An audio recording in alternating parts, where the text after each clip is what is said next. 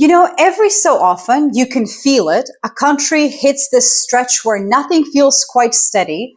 The ground seems to shift, the old guarantees don't really hold, and most people are just quietly hoping somebody steps up before things tip too far.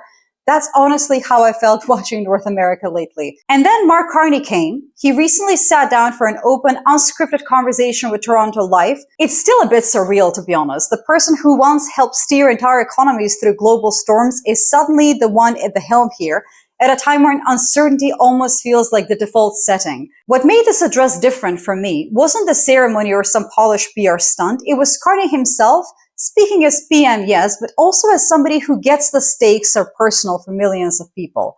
There is a realness to it, ambition, vulnerability, and honestly, a kind of defiant optimism. The sense that even as things look chaotic south of the border or overseas, Canada is daring to do something rare, betting big on itself. Now, that kind of hope, I'll admit, I don't really see very often. It's like watching a country test whatever vision and generosity can actually win out over cynicism and retreat. And even as an outsider here, I find myself quietly rooting for it. So in this video, I want to share the best parts of that conversation in my view, how Carney's government is betting on housing as a lever for renewal, why ambition suddenly seems possible again for Canada, and what it looks like when a country decides to take the wheel instead of just bracing for impact. Before we jump in, just a quick personal aside. If watching stories like this makes you feel torn between hope and cynicism, or if you find yourself wondering whether it's even possible for a country to get big things right anymore, you're not alone. That question, can we actually build something lasting, something fair, when so much around us feels stuck or broken, is why I spend time in these kinds of deep dives. If you've ever been hungry for real ambition, or if you just want to see how a country can choose renewal over decline, I've actually written a book that goes straight at that feeling. It's called Awake, the Practice of Critical Thinking in an Age of Self-Lies. If clarity, skepticism, and honest hope sound good to you, especially when the stakes are high, I think you'll find something in there for you. You'll find the book in the launch video link below. There's a subscriber discount as well. So if you're interested, make sure you subscribe and check out the links for further details. All right, now back to Carney and why this might be one of the most quietly important moments in Canada's recent history. So as we look at the world today, much of what we've taken for granted for so long, democracy, rule of law, sovereignty, security, seems no longer reliable. In 2025, many influential Canadians have done influential things in business, sports, culture, academia, and beyond. But none of those things can really function without those bedrock ideals. And so for your commitment to defending Canadian ideals and institutions, Mr. Carney, congratulations on being chosen as Toronto Life's #1 most influential person for 2025. Well, thank you. Thanks very much for the honor. But it's interesting the way you frame it, because really what you're saying is you're choosing Canada for 2025. You know, what we represent as a country, what we believe in, what we're fighting for. And that's right, because that's what makes, to use the name of the publication, that's what makes Toronto Life, that what makes Canadian life Canadian. And it's important that we have those institutions, and I'm happy to play a role in preserving them, but it's really what Canadians have chosen and built over the years. Now, there's something quietly powerful about starting with what's been lost. Carney doesn't sugarcoat any of this. Democracy, rule of law, even national security aren't as reliable as they once felt. Most leaders might dodge that discomfort, but Carney names it right away. It feels honest, even a little vulnerable in the best sense. But then he made a choice, literally. The focus was not just on what is broken, but on what Canada can still choose to build and defend. It's a direct answer to cynicism. In a world where trust is collapsing, the real work is about preserving and renewing those core values together. What's striking to me is how practical all of this feels. Carney is not just offering hollow optimism here. He's talking about the real foundations that make everything else possible. Institutions, community, shared identity. He's honoring not just his own role, but what Canadians collectively build year after year. In a time when it feels like every country is fighting itself, this kind of ambition, this refusal to take anything for granted, feels like a breath of fresh air, right? If you're wondering where hope comes from, maybe it starts with being just honest about what's fragile and then choosing together to protect it. And that brings us right to the question everyone is quietly, or maybe not so quietly, asking.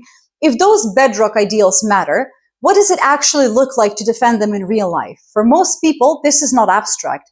It's about whether you can afford a place to live, about whether your kids have a shot at something better, or if all that talk about opportunity is just talk or actual reality. This is where the conversation turns from high-minded ideals to what Carney's government is actually doing about the housing crisis. Let's take a look. Very little build in Toronto and across the country of truly affordable housing. Deeply affordable housing for the more vulnerable in society, but just basic affordable housing for the masses. And so one of the things that we're doing as the federal government is we're stepping into that. And we're stepping in at a time when our forest products industry is in crisis, when we have a housing challenge across the country, and we see an opportunity to help solve the housing crisis, but in a way that builds a new Canadian industry, cheaper factory-built housing, cheaper for people to live in, more efficient in terms of energy, so cheaper to run, more climate efficient, lower emissions, both in the construction and the build.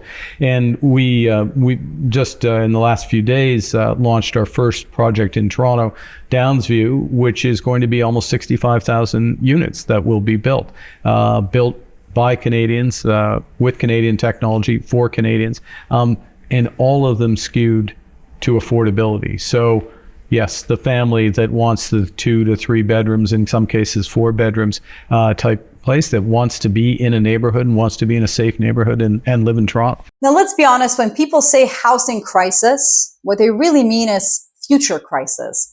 Because if you can't afford a place to live, what future is there really? Canada, for all its pride, hasn't been immune to the same runaway housing prices, wild inequality, and generational anxiety you see across the Western world.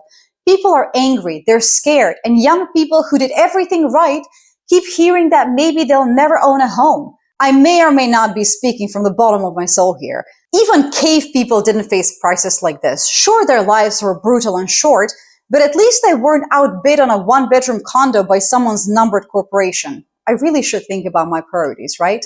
What I find so striking in Carney's approach, though, is that he doesn't flinch from the scale of the problem. He doesn't insult anyone's intelligence by pretending a few tax tweaks or empty promises will do the trick.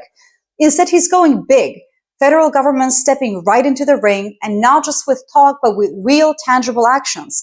65,000 homes built right here by Canadians using Canadian know-how with a sharp focus on actual affordability and livability for families.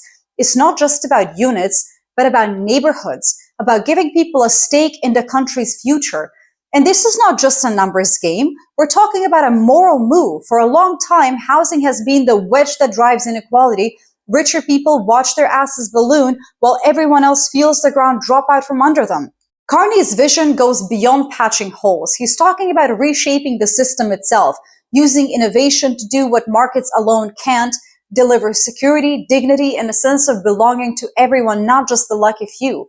It's honestly a little thrilling to see a country aim this high and this openly, while other places double down on division and let the wealth gap keep widening. Looking at you, Trump-era America. Canada is out here treating housing not as an investment vehicle, but as a basic right, a foundation for a more equal, more hopeful future. And if that doesn't make Canadians feel proud, I don't know what will, honestly. But here's the real test. It's one thing to launch a big project or announce an ambitious policy. It's another thing to actually ask, what's the actual legacy?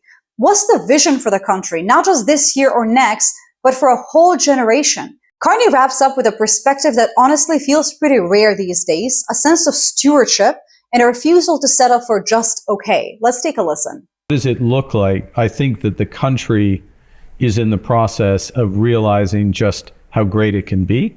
It is the greatest country in the world, but we can be even greater still. And so, however period of time that I'm in this role, that we're doing things that build a stronger country. We're giving ourselves more than the Americans are taking away. We're on that process.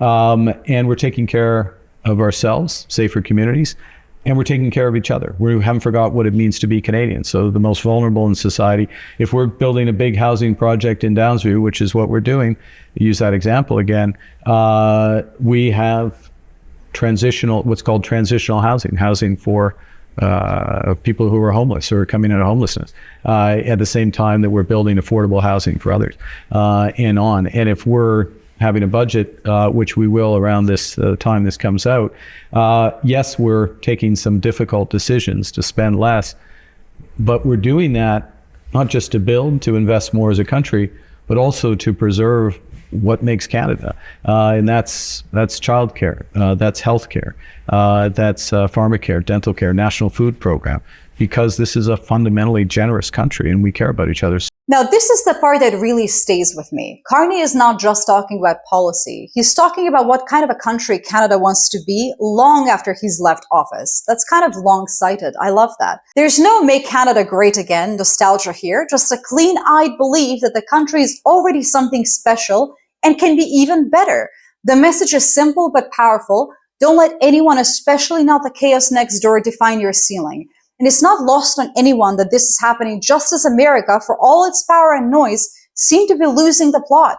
Deepening divisions, broken social safety nets, mass homelessness, and let's be real, a creeping sense of fear about the future. It's no wonder so many Americans are looking north not just as a joke, but as a real possibility. There's an entire video discussing the wave of Americans applying for Canadian residency, citing everything from healthcare to gun safety to a genuine desire for community and stability. Check that one out next if you're curious. And why wouldn't they, honestly? Carney's vision is the opposite of zero-sum. It's not about taking away from some to give to others, but about doubling down on what's already made Canada work. Generosity, practical ambition, and the ability to care for both the vulnerable and the middle class at the same time. Affordable housing and transitional support are not just policy buzzwords. They are proof points, showing that a country can invest in its people and still balance the books. So here's the real legacy. As other countries cut corners and leave people behind, Canada is choosing to care, to actually build, to make space for those who want to contribute to something bigger than themselves. That's the Canada people are noticing. And it's why, for the first time in a very long time, the world is watching not just what goes wrong up north, but what just might go right. So that's where things stand. A prime minister willing to admit what's broken, but even more determined to build what's next. Canada's betting big on itself, tackling housing, fighting inequality, and not shying away from generosity, even as the world gets kind of meaner. Honestly, it's the kind of leadership and ambition that is easy to root for, whether you're Canadian or just watching from across the border, right? But I'm curious, do you think this kind of hope and national renewal is possible elsewhere? Or is there something unique about the Canadian way of doing things? Please teach us this. And if you're Canadian, do you feel this shift? Are you seeing the ambition show up where you live already? Or does it feel just a little bit out of reach for now? I would love to hear your thoughts, your frustrations, your hopes. So please drop a comment below and let's keep this conversation going. And just before you go, if you've ever found it tough to cut through the noise, or if you're hungry for more clarity when the headlines blur together, I wrote a book called Awake, the Practice of Critical Thinking in an Age of Self-Lies. It's all about staying grounded and hopeful when the world is shouting at you from every single direction. You'll find the book in the launch video link below, and there's a subscriber discount if you want to check it out. Thanks for spending this time with me. If you like this conversation, consider subscribing for more. And don't forget to check out these other videos that I've linked here as the natural next step for a deeper dive. Until next time, stay hopeful, stay curious, and keep building.